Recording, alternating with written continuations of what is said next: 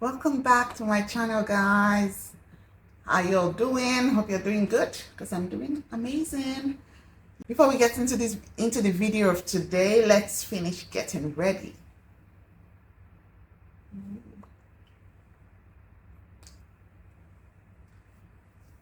I wish you guys could help me pick my accessories live, but unfortunately I would make a choice before you get to see the video. So let's just choose. This is one option. I actually love this one. It has a necklace to go with it. Yeah, it's so pretty. And then I have this one. Ta-da! Yeah, well, I would like to know which you would go for if you were me. So this one versus this one. Let me know in the comments which one you would choose. So I decided to go for this one because it's just, yeah, I just like it. It's loud, it extends from my hair, and it's more visible than the other one, I think. Anyway, so family and friends back in Nigeria would always ask me, how do you cope without a help living in Australia? And I understand that question so well, because when I got here, I'm not gonna lie, it wasn't easy for me to adjust to doing things all by myself. But these were the things that I did and I still do that helped me. So I decided to share. Maybe someone will pick one or two things from it and it might be helpful to you. So let's go. One of the things that I have done to help myself stay more organized and manage all the things that I have to do. So I take advantage of technology. My phone is literally like an office for me. I plan everything. My notes, as soon as ideas come, I use my notes and I put it down. You could do meal plans. In fact, recently I used AI.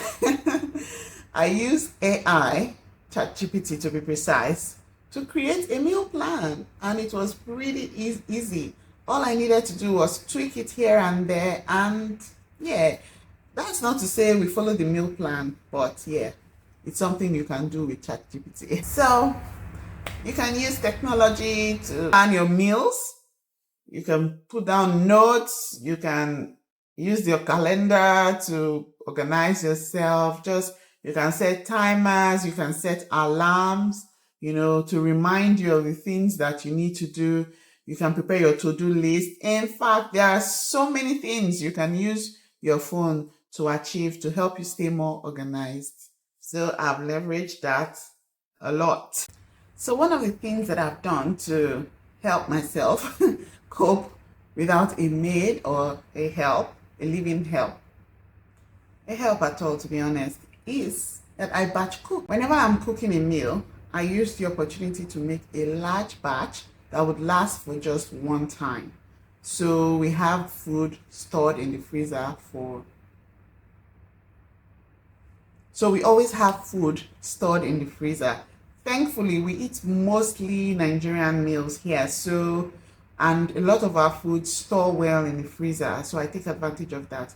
And of course, there's uninterrupted power supply, so that's also an advantage. I take advantage of that and prepare meals, large quantities, and just store them in the freezer. That way we always have food and I don't have to cook every single day. Another thing that I like to do is to prepare my ingredients before I need them. So for instance, if I plan to cook soup tomorrow, maybe two types of soup tomorrow, today I will start the meal prepping. I'll do everything that I need that I can get done, clean the dry fish, steam the meat where possible, just prep the ingredients on another day. And that way, the day that I'm actually cooking, I don't have so much to do, because if you're very familiar with our style of cooking, the prep I think takes even longer than the cooking process itself. So if I can get that done out of the way, then it makes my job a lot easier. That way I wouldn't need or require much help.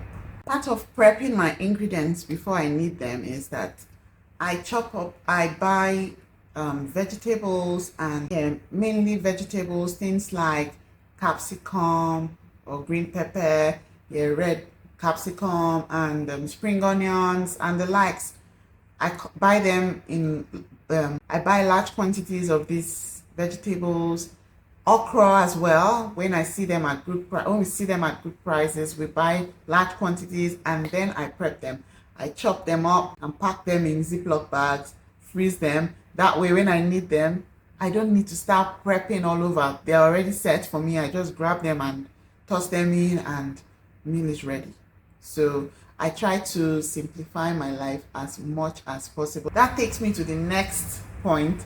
I am an expert at simplifying things. I like things to be simplified. So if I have a large task ahead of me, I like to reduce it to bite sizes, to manageable chunks. That way I don't get overwhelmed. So I just start gradually. I don't handle the entire task at once. I just do them bit by bit, and that way I'm able to achieve more. Another thing that I do to cope without help or a maid is that I clean my house on the go. I clean my house bit by bit, so nothing is too dirty. So I don't, you know how some people just keep things and pile up. No, I don't. If there's a mess, I clean that up immediately. If there's a spill, I clean that up immediately. I just clean on the go. That way I don't have something too dirty to clean. So everything, the bathroom, when I've done my major cleaning, maintenance is quite easy, and that maintenance means that the next deep clean is not a hassle. It's just easy because I clean on the go. I ensure that my children do that as well. If you create a spill, you clean it up immediately. You don't leave it for too long, because even with spills, if it sits on there for longer, it takes more effort to clean it. So anything that will make my life easier, best believe I am embracing it. So that's how I manage to stay on top of things. Another thing that I don't do is I don't get involved in too many activities. I stay within my boundary. I know what I'm able to manage, and I just don't exceed that limit. That way I don't spread myself too thin. My children are not involved in all the sports activities in school.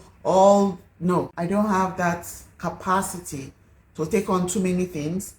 So the things that I do take on, I do them really well. But spreading myself too thin, that's not for me at all. So that's another thing. It's good to know yourself, know what you can handle, and then just stick with it. That's how I've been able to manage without a help. So in a nutshell, I don't do more than I can handle. Another thing is, this is the final thing. Everybody participates in keeping the home in a pristine condition. So it is not the job of one person to do it. Everybody pitches in. So we are all the house helps. All of us do the job. We all participate in keeping the house clean. We all participate in organizing food and everything. Everybody pitches in where they can, and that way it's not burdensome on one person. So those are the things that I have been able to do to manage living in Australia without a maid or a help.